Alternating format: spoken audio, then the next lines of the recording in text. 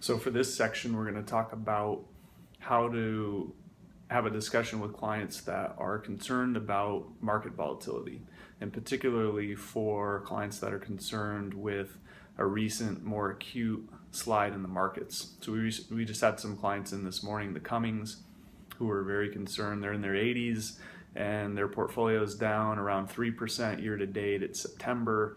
And we're in the midst of a 6-7 year bull market. So while the decline isn't that big in absolute terms relative to what we've experienced the last 6 to 7 years, this is a little bit of a shock to the system, to them, and I think a lot of people.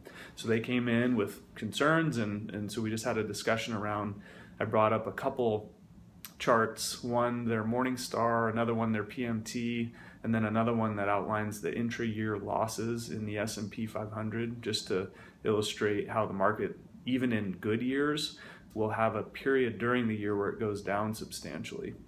So we started out by talking about how they have, making a distinction between investments that can have permanent losses and those that will have temporary losses. And the difference would be if you're invested in a few investments, if you have all your eggs in one basket dynamic, and you have just a few investments, and any one of those investments is something that is potentially fundamentally unsound.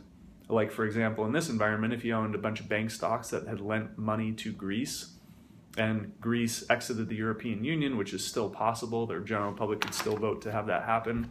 And we talked about with clients, that would be an awful thing for their general public.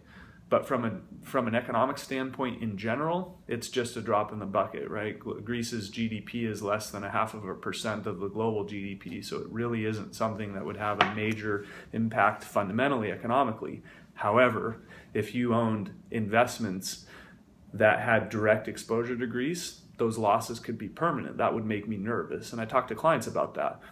And then I emphasize to the Cummings, you don't own things like that. If you look at your top 10 holdings, the things you own are all fundamentally sound global businesses with global customer bases. And I will always give a quick menu without even looking at them. I know what people's top 10 holdings are. It's going to be companies like Google, Apple, Starbucks, Microsoft, things like Procter & Gamble, Merck, Pfizer. I tell people they've got a lot of healthcare, they've got a lot of energy and natural resources.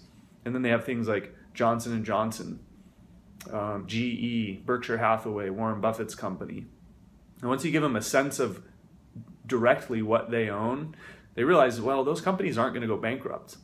And then the other important thing to emphasize is even if one of those did, as long as they have enough ownership, enough diversification in various companies, then losing one of them won't be a big deal. And so I'll show you this chart on Morningstar, which, if we scroll up a little bit, it shows the number of holdings they have, and I just showed them, can you read this number? I asked them, and they said no, and I said, well, it says you have 2,337 stock holdings. You also have bonds. You have 7,997 bond holdings. So you own almost 10,000 different holdings. So you have a good sized nest egg of about $1 million, but you have 10,000 investments.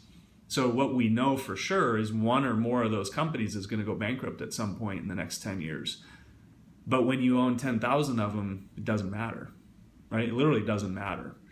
And then I draw attention to the 2008 environment where this went down a lot during this environment. The red line represents their composite mix of investments they own, and it went down a lot. You can scroll down here and see the worst one-year rate of return from March of 08 to February of 09.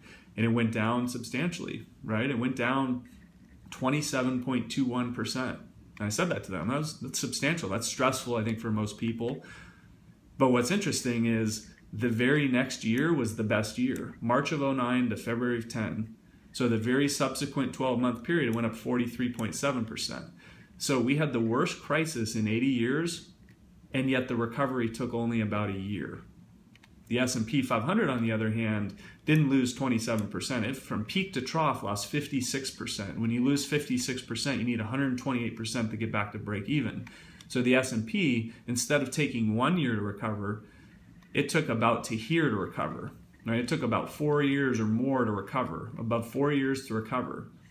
And they both reacted as most clients do. It's like, whoa, wow, that is a big deal. And so I talked to them about how we can absolutely change the risk level of this portfolio. We can reduce the volatility. We can easily do that because we're not tied to this. We think this is appropriate for your financial plan, but we're not tied to it in any way. We can easily lower the volatility. The downside is that over time, it's not going to grow as much, right? It's gonna be more anemic over time. And then just again, emphasizing the pie chart to them that they are so diverse that they'll never have to sell something for their retirement income that's down. They will always have something that's up.